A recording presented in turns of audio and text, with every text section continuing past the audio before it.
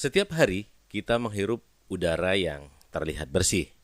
Tapi tahukah kamu udara di sekitar kita bisa penuh dengan zat beracun yang tidak kita lihat? Polusi udara terutama yang berasal dari kendaraan bermotor adalah penyumbang besar penyakit paru-paru, jantung, hingga kanker. Dan yang lebih mengejutkan lagi adalah salah satu cara untuk menguranginya ternyata cuma lewat satu hal yang sangat sederhana, yaitu dengan mengurangi emisi gas buang pada kendaraan kita. Banyak sekarang kendaraan-kendaraan ada yang menggunakan istilah kendaraan yang sudah menggunakan Euro dan belum menggunakan Euro. Nah, di video kali ini kita akan bahas apa sih itu standar Euro, sebuah aturan yang bisa mengubah masa depan bumi ini, serta apa bedanya kendaraan yang sudah menggunakan Euro dan belum menggunakan Euro, serta komponen-komponen apa saja yang menyebabkan mobil yang sudah menggunakan Euro itu lebih ramah lingkungan. Dan konon kabarnya, mobil yang sudah menggunakan Euro juga irit bahan bakar. Nah, kalau teman-teman peduli dengan kesehatan keluarga, peduli dengan lingkungan sekitar, peduli dengan generasi berikutnya, video ini wajib teman-teman tonton sampai habis ya. Dan jika teman-teman suka dengan channel BG86, tidak ada salahnya untuk bisa menekan tombol subscribe dan mengaktifkan notifikasi yang bergambar lonceng, karena subscribe adalah gratis. Dan yang kedua, channel BG86 juga sudah bekerja sama dengan Shopee Affiliate. Maka di video-video BG86 nanti akan kita sematkan produk-produk yang mungkin linknya nanti akan teman-teman bisa lihat di bawah ini. Pada saat teman-teman Mang Cek Bicek menonton video BG86, ada link produk yang muncul, Mang Cek Bicek bisa langsung tekan tombol produknya, maka nanti akan langsung diarahkan ke aplikasi Shopee tanpa teman-teman harus keluar dari aplikasi YouTube. Jadi tunggu apa lagi teman-teman? Subscribe channelnya dan belanja produknya. Memberi dan berbagi hanya di BG86. Sahabat 86, apa sih itu standar emisi Euro dan bagaimana sejarahnya? Standar emisi Euro adalah aturan yang ditetapkan oleh Uni Eropa untuk mengatur batas maksimal gas buang dari kendaraan bermotor. Tujuannya adalah untuk menekan pencemaran udara dan menjaga kesehatan manusia dan lingkungan. Karena tanpa kita sadari, sahabat 86, mobil yang kita kendarai sehari-hari itu mengeluarkan gas yang berbahaya dari knalpot kendaraan kita, baik buat lingkungan ataupun buat kita sebenarnya yang mengendarai. Sebenarnya gas buang apa saja sih? Kadar apa saja sih yang keluar dari knalpot kendaraan kita? Yang pertama ada CO, karbon dioksida, ada NOx, nitrogen oksid, hidrokarbon, dan PM. Nah, sebelum tahun 1990-an, kendaraan bermotor di Eropa dan banyak negara lain itu bebas mengeluarkan emisi tanpa batasan yang ketat. Mobil-mobil waktu itu menghasilkan gas buang yang sangat berbahaya, seperti yang saya sebutkan tadi. Ada karbon dioksida, karbon monoksida, hidrokarbon, dan partikel halus atau PM. Akibatnya, polusi udara meningkat drastis, terutama di kota-kota besar di Eropa, seperti di London, Paris, dan Berlin. Banyak orang yang menderita asma, penyakit paru, hingga kanker, dan kualitas udara itu sangat buruk. Dan dari hasil penelitian, ternyata itu disebabkan oleh polutan, oleh emisi gas buang dari kendaraan bermotor. Sahabat 86, ternyata selain standar emisi Euro, juga ada standar yang dikeluarkan oleh Amerika Serikat, yaitu namanya EPA, Environmental Protection Agency, yang dikeluarkan pada tahun 1970. Akan tetapi kenapa standar emisi Euro itu lebih terkenal dibandingkan standar EPA yang punya Amerika? Alasannya yang pertama, standar emisi Euro itu juga diadopsi oleh negara-negara selain Eropa. Seperti negara-negara Asia juga mengadopsi teknologi atau standar emisi Euro, seperti Indonesia, Thailand, Filipina, India, negara Afrika dan lain sebagainya. Terus alasan selanjutnya, standar Euro itu lebih mendunia karena standar emisi Euro itu dirancang untuk bisa dipakai global dan menjadi acuan dagang mobil internasional.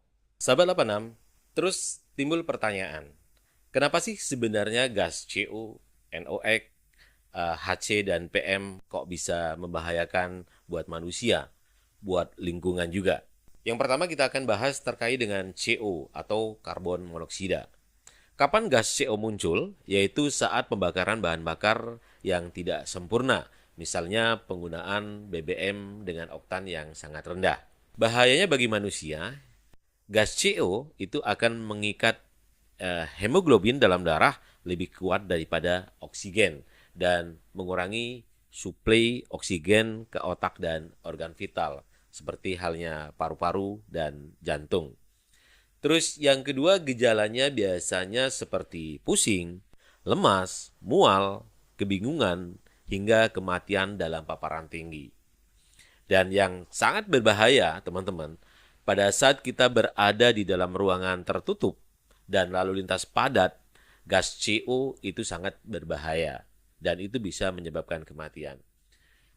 Mungkin pernah ya sahabat 86 berkendara, pada saat keluar dari kendaraan tiba-tiba pusing dan mual, dan itu disebabkan oleh karbon monoksida yang kadang-kadang kita hirup.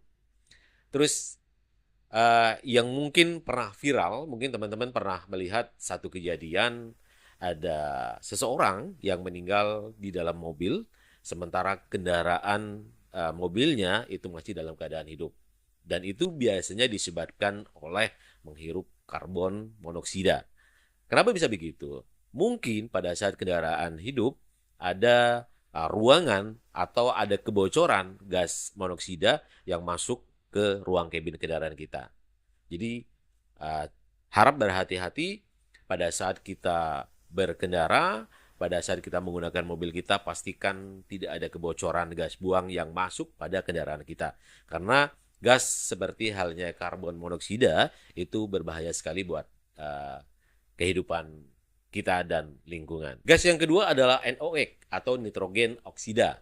Sumber emisinya ini biasanya berasal dari kendaraan bensin ataupun kendaraan diesel, terutama saat pembakaran pada suhu tinggi. Pada saat kendaraan kita mengalami overheat atau berjalan cukup lama sehingga temperatur kendaraan kita itu cukup tinggi, maka kendaraan kita akan menghasilkan satu gas yang dinamakan dengan nitrogen oksid.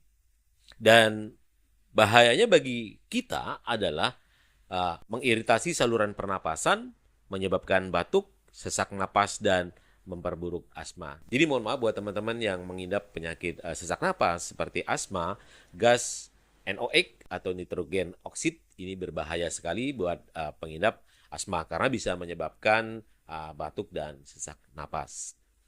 Gas yang berbahaya yang dikeluarkan dari knalpot yang ketiga ada yang namanya HC, teman-teman, atau hidrokarbon. Kapan gas hidrokarbon ini muncul pada kendaraan kita atau pada gas buang kendaraan kita? Gas HC atau hidrokarbon ini dikeluarkan dari uap bensin yang ada di tangki bahan bakar. Jadi uap bensin yang belum terbakar itu mengandung satu zat yang sangat berbahaya, yaitu namanya hidrokarbon. Atau juga dihasilkan dari proses pembakaran yang tidak sempurna. Misalnya kita menggunakan bahan bakar dengan oktan rendah atau proses pembakarannya tidak sempurna pada kendaraan, maka akan menghasilkan tingkat hidrokarbon yang cukup tinggi pada kendaraan kita. Dan bahayanya buat kita manusia, beberapa senyawa hidrokarbon bersifat karsiogenik atau pemicu kanker, teman-teman. Jadi pada saat kita terpapar gas karbon atau gas hidrokarbon yang cukup banyak, ini bisa menyebabkan satu penyakit atau menyebabkan kanker pada kendaraan kita. Sahabat 86, gas yang berbahaya yang keluar dari knalpot kendaraan kita yang keempat adalah PM atau particulate matter atau partikel halus, teman-teman. Dari mana sih sebenarnya sumber dari PM? Sumbernya emisi knalpot, debu jalanan, pembakaran bahan bakar, dan reaksi kimia di atmosfer, teman-teman. Mungkin teman-teman pernah melihat kendaraan diesel ya, terutama pada saat digas atau diakselerasi itu keluar asap hitam, saat itulah gas-gas PM itu banyak keluar tercemar ke atmosfer, teman-teman. Karena PM ini atau particulate matter ini terdiri dari partikel kecil yang dapat masuk jauh ke dalam paru-paru, sahabat 86, bahkan ke dalam aliran darah. Kalau ini terkontaminasi atau terpapar pada tubuh kita, itu bisa menyebabkan asma, bronkitis, penyakit jantung, dan stroke. Bahkan bisa mengakibatkan kematian dini. Karena saking kecilnya partikel PM ini, yaitu sebesar 2,5 milimikron, sangat berbahaya karena ukurannya yang sangat kecil dan bisa menembus sistem pernapasan bawah dan bisa mengalir bersama-sama dengan darah yang ada di dalam tubuh kita, teman-teman. Jadi, selain gas CO, ada NOx dan PM, ternyata gas-gas itu sangat berbahaya buat kita, yang itu dikeluarkan oleh kendaraan kita yang kita cintai, yang kita kendarai setiap hari. Jadi, teman-teman, tolong lebih waspada terhadap gas-gas yang dikeluarkan pada knalpot kendaraan kita.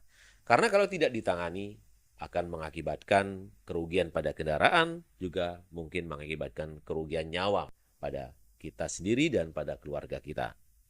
Jadi kalau teman-teman sayang dengan keluarga, sayang dengan saudara, sayang dengan bumi kita, pastikan benar-benar kita mengontrol standar emisi gas buang pada kendaraan kita. Dan selanjutnya, kapan sih sebenarnya standar emisi Euro itu mulai diberlakukan, mulai ditetapkan? Karena mungkin durasinya akan jauh lebih panjang terkait dengan kapan sih standar Euro itu mulai diberlakukan. Ada Euro 1, Euro 2, 3, dan saat ini mungkin sudah sampai Euro 6. Dan di Indonesia sebenarnya sudah mengadopsi Euro berapa? Nah, itu saya akan bahas di video-video selanjutnya, teman ya. Mengingat durasi mungkin akan lebih panjang.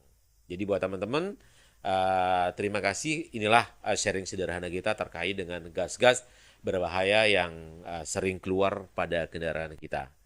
Jadi mudah-mudahan video ini bermanfaat buat teman-teman. Dan jika video ini bermanfaat, teman-teman semua bisa share ke sahabat, keluarga. Siapa tahu informasi ini juga berguna buat sahabat-sahabat lainnya. Akhir kata, memberi dan berbagi hanya di BG 86. Wassalamualaikum warahmatullahi wabarakatuh.